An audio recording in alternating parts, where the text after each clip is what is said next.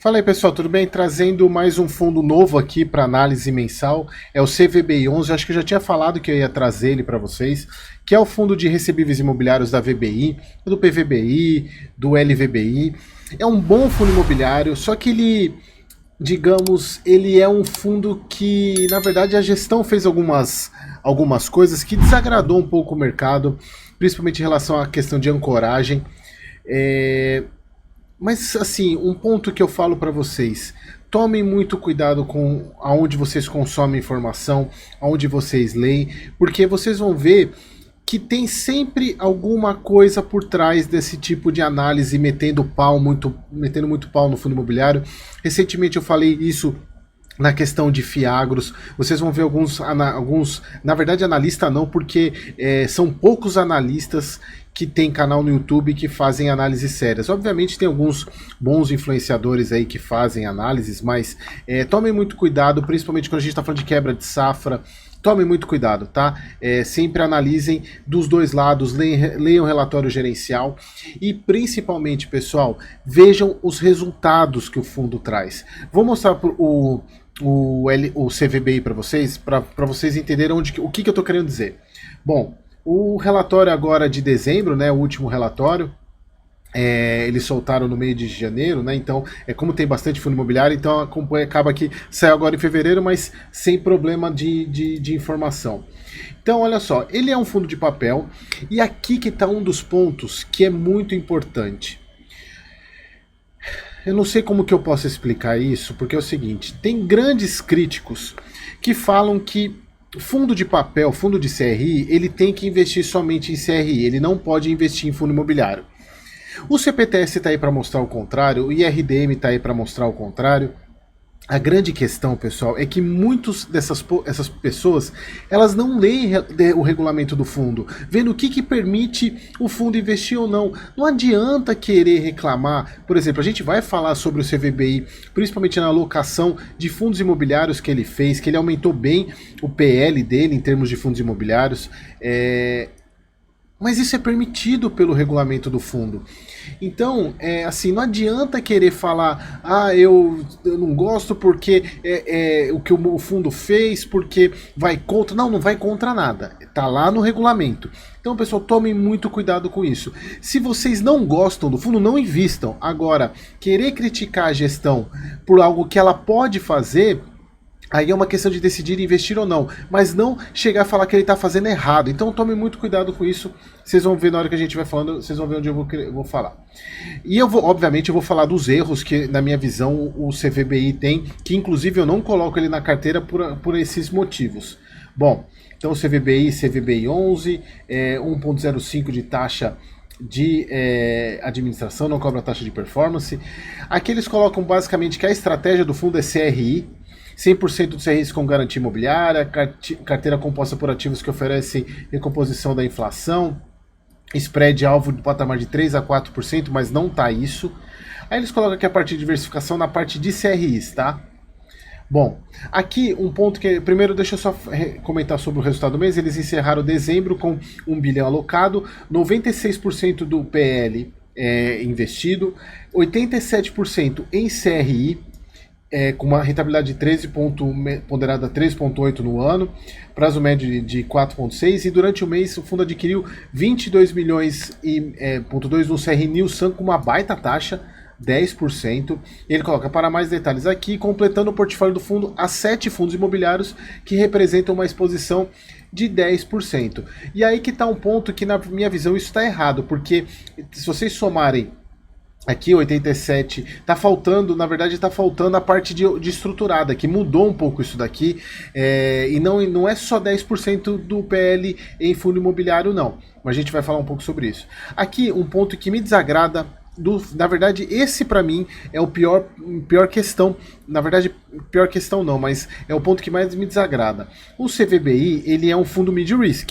Mid-risk não pode pagar CDI, não pode adquirir 7,9. Olha só, uma baita aquisição aqui, tá melhorando, mas assim, a gente tá falando quase de um high grade. Se a gente pegar Canip, pegar esses fundos aí, eles estão nessa faixa e eles são ultra high grade.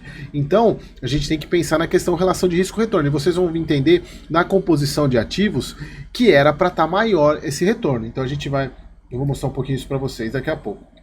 Aqui, o preço da cota, se não me engano, fechar 92,49, alguma coisa assim. Ele está um pouquinho abaixo do valor patrimonial do fundo, então, em tese, está com deságio aí para quem tem interesse em analisar dessa ótica. 88 mil cotistas. Eles colocam aqui, ó, PL alocado em fundo imobiliário 10,5 não é. Esse é um ponto que eles poderiam ser mais claros quanto a isso. Aqui, 85 centavos de cota, dividend yield de 10,5. O fundo encerrou com uma reserva de 0,24, que é bem saudável. Ele vinha pagando bastante, reduziu, e aí acompanhou a cotação da cota. A cotação caiu também, mas ele ainda continua com dividend yield interessante de 11%. Aqui a parte das emissões, o retorno dele, a rentabilidade dele, veja que ele continua, ele é um fundo que traz bastante resultado, se vocês observarem aqui, comparado com o IMAB5 e com o CDI. Liquidez dele, o número de cotistas é um número de quase 100 mil cotistas, chegando a quase 100 mil cotistas. Aqui o preço da cota deu uma subida boa, mas ainda ela vem abaixo do valor patrimonial.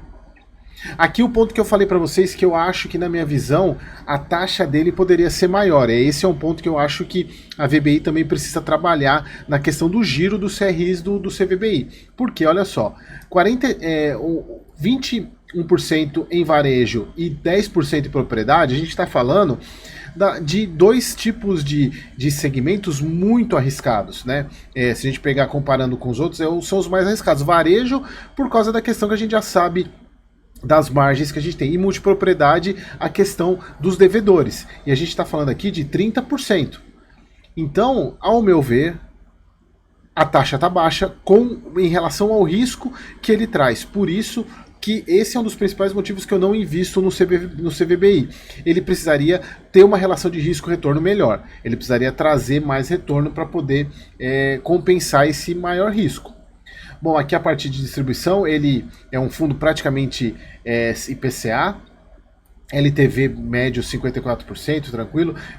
A distribuição de vencimento, todos acima, 63% acima de 2030. Parte de resultado, ele gerou 85 centavos, deu um lucro líquido de 88, porque ele tem um caixinha aqui que ele remunerou, guardou 3 centavos de reserva e distribuiu 85 centavos.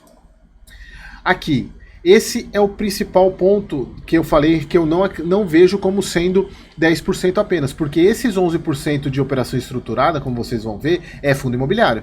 Ele dá uma outra roupagem, mas é fundo imobiliário também, como vocês vão poder ver daqui a pouco. Aqui, a carteira de CRI deles, aqui que eu mostro para vocês, olha só, onde que tá aqui, olha aqui, parte de loteamento e multipropriedade.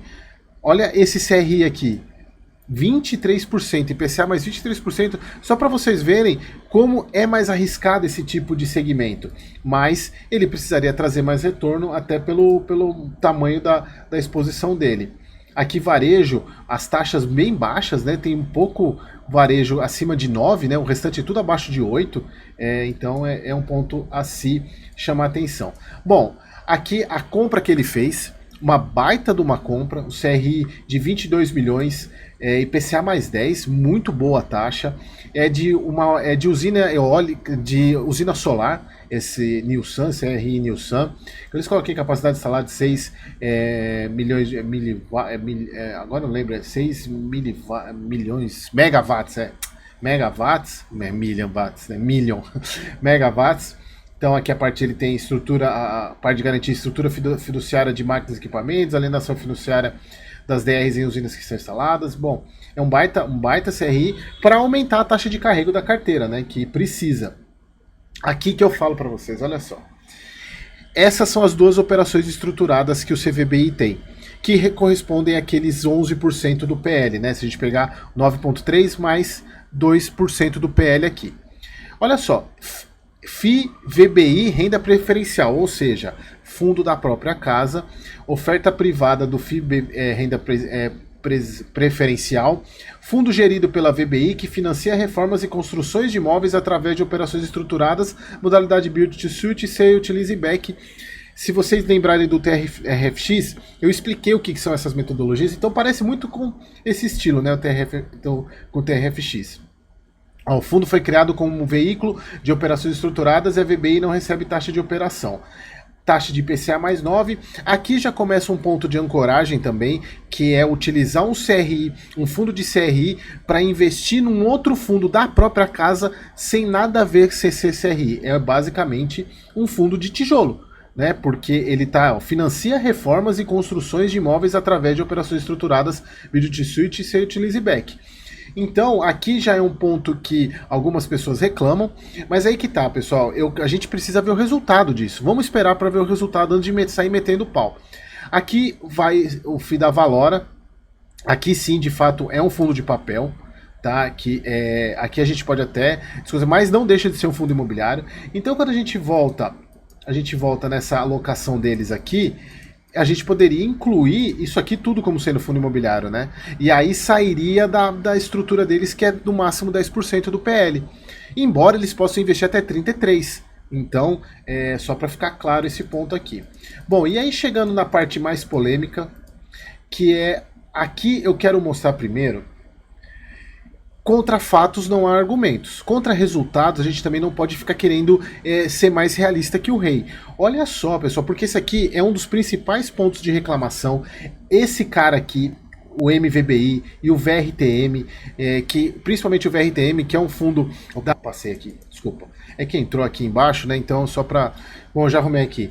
Então a grande questão são principalmente esses dois fundos aqui, que é o Fator Verita e o próprio fundo da casa. Aí eu vou entrar na parte negativa que eu vejo disso e na parte que eu acho que é muito exagero do que a gente vê aí. Primeiro, eles colocam aqui que a estratégia do fundo em investir em fundos imobiliários, eles colocam que iniciamos a estratégia em abril de 2020, aproveitando a volatilidade do mercado causado pela pandemia e desde então já os investimentos mais de 218 milhões em 20 oportunidades, gerando um retorno anualizado de 15%. Aqui a gente já vê que a estratégia que o VBI adotou foi boa. Por mais que tenha esses pontos, ela foi boa, ela trouxe retorno para o cotista. E quando a gente fala nesse momento lá de 2020, basicamente foi aquele momento que a cota despencou e aí a gente teve aquele solavanco que a gente fala que foi a recuperação em V. Muitos fundos começaram a emitir, e aí... Alguns fundos imobiliários, como o CVBI, utilizou da estratégia de ancoragem, é comprar na emissão, a cota subiu e vender na hora para poder fazer esse ganho de capital. Então, muitos fundos fizeram isso, o CVBI fez isso, e aqui está mostrando que ele trouxe resultado. E eles colocam que investimos em diversos fundos imobiliários de papel, e hoje eles possuem 7 fundos. Mas aqui que está. Olha o resultado.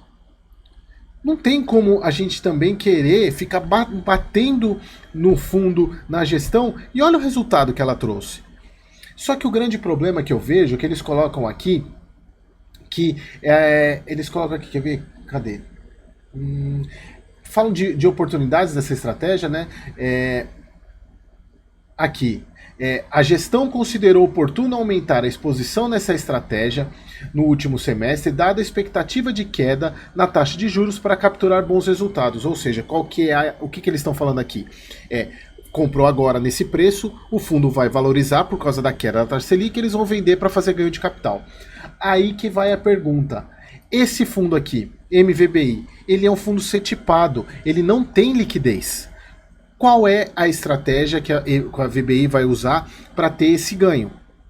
Aí eles precisavam explicar isso. E o outro grande problema é o VRTM. E aqui que é a questão da ancoragem que foi feita há um tempo atrás, que a própria a Fator, que é a Verita, a gestora desse fundo, ela comprou ativos da VBI lá em outubro e em tese, pelo que foi falado, que não tem como provar isso, a VBI devolveu e entrou no IPO da Fator para comprar esse fundo aqui. Então, pessoal, é o seguinte, é aquele ponto. Muitas pessoas falam da questão da ancoragem, que é muito ruim, de fato. mas não é algo que não seja permitido. E aí eu até coloco isso no grupo do WhatsApp, que eu falei bastante sobre essa questão de ancoragem. A ancoragem é feita desde 1993, quando surgiram os fundos imobiliários. A questão é o resultado para o cotista. Isso está prejudicando o cotista? Esse é o ponto que vocês têm que falar. E se a gente analisar o retorno da carteira de fundos imobiliários, não está prejudicando o cotista. Obviamente que é troca de favor, pode ser troca de favor, não tem como comprovar isso, mas pessoal, tomem muito cuidado com as análises que vocês fazem e com quem vocês estão seguindo. Obviamente a gente tem que ficar atento, tem que cobrar, mas pessoal, olhem resultado. Contra resultado não tem muito argumento. Então, ao meu ver, o grande problema do CVBI que eu vejo hoje é a questão da taxa dele. Pelo risco que você tem outros fundos imobiliários com menos risco e trazendo basicamente o mesmo retorno. Agora, essa questão aqui é um ponto que a gente tem que olhar, a gente tem que cobrar, por exemplo, qual é a estratégia que o CVBI enxerga no MVBI, porque é um fundo setipado que é da casa. Qual é a estratégia que ele tem nessa questão que eles colocam aqui de capturar bons resultados? Como que eles vão capturar bons resultados nesse fundo aqui? Então esse é um ponto que a gente precisa observar. Mas assim, o que eu quis trazer, até vou continuar acompanhando esse fundo aqui para vocês, é para vocês sempre olharem mais opiniões, leiam o relatório gerencial e tomem muito cuidado, tá, pessoal? Que a gente fica também muito preso nessa questão de ancoragem, mas vejam o regulamento do fundo, o que o fundo pode investir ou não. E aí, só para a gente fechar, quando tiver assembleia do fundo que você participa, para mudar alguma coisa, leia. Porque isso que o fundo colocou foi aprovado lá atrás. Então, pode ser que você não era cotista nessa época, mas isso já foi aprovado. Então o fundo, a gestão está seguindo o que o regulamento autoriza ela fazer. Se está certo ou não, cabe a você decidir, eu não concordo, eu não vou investir no fundo. Agora, se você investe no fundo, você concorda com o regulamento. Agora, se isso não te agrada, você sai do fundo. Não adianta ficar indo em fórum, metendo pau, porque não vai ajudar. Entendeu? Então é isso que a gente tem que ter um ponto de atenção e espero que vocês tenham gostado. Se vocês não concordam com a minha análise aqui, deixa aqui nos comentários, tá bom? Espero vocês no próximo vídeo.